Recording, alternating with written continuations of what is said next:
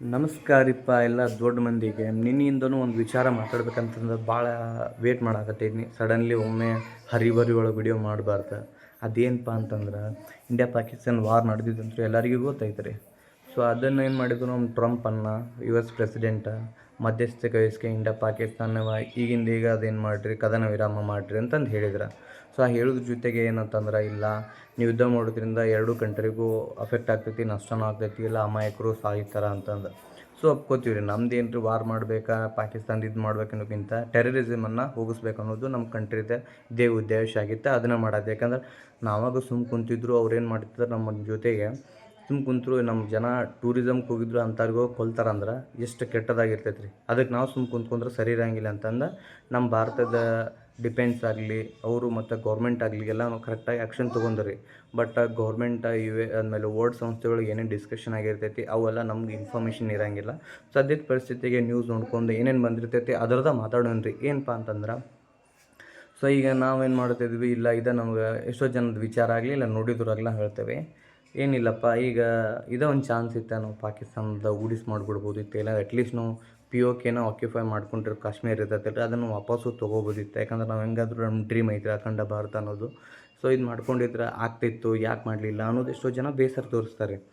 But ಈಗ ನಮ್ದು exact ಇಂಟರ್ನಲ್ಲಿ ಏನು ಕಮ್ಯುನಿಕೇಷನ್ ಆಗಿರ್ತೈತಿ, ಎಲ್ಲಿ ಬಂದಿರ್ತೈತಿ, ಯಾವ ಥರ ವಿಶ್ವಸಂಸ್ಥೆಗಳು, ಯಾಕಂದ್ರೆ ಒಂದಿಷ್ಟು ಟೈಮ್ ಗೌರ್ಮೆಂಟ್ ಯಾವ ಥರ ಡಿಸಿಷನ್ ತೊಗೋಬೇಕಂದ್ರಿಂದ ಹಿಡ್ದು ಇಟ್ಕೋಬೇಕಾಗ್ತದೆ. ಅಂಥ ಮೂಮೆಂಟು ಯಾಕಂದ್ರೆ ಮಾಡಲೇಬೇಕು. ವಿಶ್ವಸಂಸ್ಥೆ ಇವತ್ತಿಂದ ನಾಳೆ ಎಲ್ಲ ರೀತಿಯಿಂದನೂ ವಿಚಾರ ಮಾಡಿ ಡಿಸಿಷನ್ ತೊಗೊಂಡಿರ್ತೈತಿ ಅನ್ಕೊಂಡಿರ್ತೀವಿ. ಬಟ್ ಆದ್ರೂ ಒಂದಿಷ್ಟು ಜನಕ್ಕೆ ಬೇಸರ ಆಗಿರ್ತೈತಿ. ನಾವಾಗ ಸುಮ್ಮನೆ ಇದ್ದು ಅವರಾಗಲೇ ಅಟ್ಯಾಕ್ ಮಾಡ್ಯಾರ ಅಷ್ಟೆಲ್ಲ ಮಾಡಿದ್ರು ನಾವು ಸುಮ್ಮ ಕುಂದ್ರೆ ಮತ್ತು ನಮ್ದೇನು ಮೀನಿಂಗ್ ಬರ್ತೈತಿ ಇಂಡಿಯಾದಂತಂದು ವಿಚಾರ ಮಾಡ್ತಾರೆ. ಸೊ ಹೀಗೆಲ್ಲ ಥಿಂಕ್ ಮಾಡಿದಾಗ ಒಂದೊಂದು ಸಾರಿ ಏನಾಗುತ್ತೆ ಅಂತಂದು, ಈಗ ನಾವು ಅಟ್ಯಾಕ್ ಮಾಡ್ತಿದ್ವಿ, ಅಟ್ಯಾಕು ಮಾಡಿದ್ದಾರೆ, ಏರ್ ಸ್ಟ್ರೈಕ್ ಮಾಡಿದಾಗಾರ ಎಲ್ಲ ಆದ್ಮೇಲೆ ಡ್ರೋನ್ಗಳು ಎಷ್ಟೋ ಸಾರಿ ಬಿಟ್ಟಿದ್ದಾರೆ. ಅದಕ್ಕೆ ನಮ್ಮದು ಏರ್ ಸಿಸ್ಟಮ್ ಅಟ್ಯಾಕ್ S-400 ಅಂತ ಐತ್ರಿ. ಸೊ ಅದರದ್ದು ಒಂದು ಕಾಸ್ಟ್ 8 ಕೋಟಿ ರೂಪಾಯಿ ಐತ್ರಿ. ಸೊ ಅವರೆಲ್ಲ ಡ್ರೋನ್ ಬಿಟ್ಟಾರ, ನಾವು ಏರ್ ಸಿಸ್ಟಮ್ ಅಟ್ಯಾಕ್ ಮಾಡಿದಾಗ 8 ಕೋಟಿ ರೂಪಾಯಿ ಇದು ಮಾಡಿದ್ವಿ ಅಂದರು. ನಮ್ದು ಲೈಕ್ ಆರ್ಥಿಕ ವ್ಯವಸ್ಥೆ ಹಿಂಗೆಲ್ಲನೂ ವಿಚಾರ ಮಾಡಿದಾಗ ಅದ್ರದ್ದೇನಿಲ್ಲ ರೀ. ನಮ್ಮ ಜನ ನಮ್ಮ ಇಂಡಿಯಾದಾಗ ಎಷ್ಟೋ ಜನ ಏನು ಮಾತಾಡಿದಂದ್ರೆ, ಈಗ ನೀವು ಒಂದು ಪ್ರಧಾನಮಂತ್ರಿ ಹೆಸರಲ್ಲಿ ಒಂದು ಅಕೌಂಟ್ ಕ್ರಿಯೇಟ್ ಮಾಡಿರಿ, ಯುದ್ಧಕ್ಕೆ ಏನೇನು ಬೇಕಾ ನಮ್ಮ ಕಡೆಯಿಂದ ಫೈನಾನ್ಷಿಯಲ್ ಸಪೋರ್ಟ್ ಮಾಡ್ತೀವಿ ಅಂತೂ ನಮ್ಮ ಜನ ಇಷ್ಟೆಲ್ಲ ಮಾತಾಡಿದ್ರು. ಸೊ ಹಿಂಗಿದ್ದಾಗೆಲ್ಲ ಮತ್ತು ಆಮೇಲೆ ಮೋದಿದು ಹೇಳಿದ್ರು ಅಮಾಯಕರು ಸಾಯ್ತಿರು, ಇದು ಡೊನಾಲ್ಡ್ ಟ್ರಂಪ್ ಅವರು ಹೇಳಿದ್ರು ಈ ಥರ ಅಮಾಯಕರು ಸಾಯ್ತಾರೆ. ಈಗ ನಾವು ಅಮಾಯಕರು ಸಾಯ್ತಾರೆ ಅಂತಂದು ಬಿಟ್ರೆ ಮುಂದೆ ಹೊಳ್ಳಿ ಮತ್ತು ಇದ್ದಾದರೂ ಅದು ಅಮಾಯಕರು ಸಾಯ್ಬೇಕಲ್ರಿ. ಯಾರೇನು ದೊಡ್ಡವ್ರು ಹೋಗಿದ್ರು ಮಾಡ್ತಿರಂಗಿಲ್ಲ.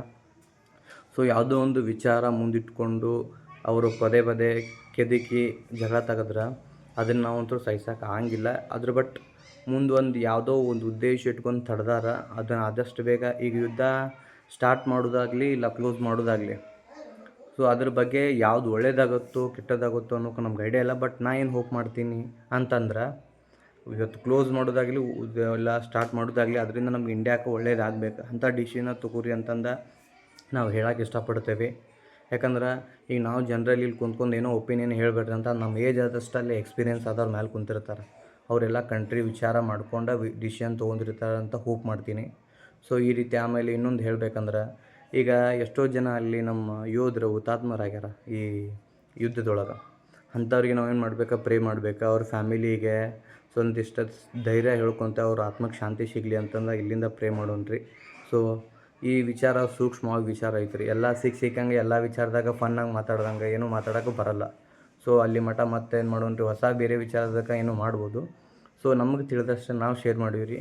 ಆದಷ್ಟು ಎಲ್ಲರೂ ಇದ್ರ ಬಗ್ಗೆ ಸ್ವಲ್ಪ ಅವೇರ್ನೆಸ್ ಇಟ್ಕೊಂಡು ಆಮೇಲೆ ಶಿಕ್ಷಕಂಗಂತೂ ಮಾತಾಡೋಕೆ ಹೋಗ್ಬೇಡ ಅಂತ ರಿಕ್ವೆಸ್ಟ್ ಮಾಡಿದ್ದೀನಿ ರೀ. ಮತ್ತು ಮುಂದೆ ಸಿಗೋಣ್ರಿ ಬೇರೆ ವಿಚಾರದಿಂದ. ಅಲ್ಲಿ ತನಕ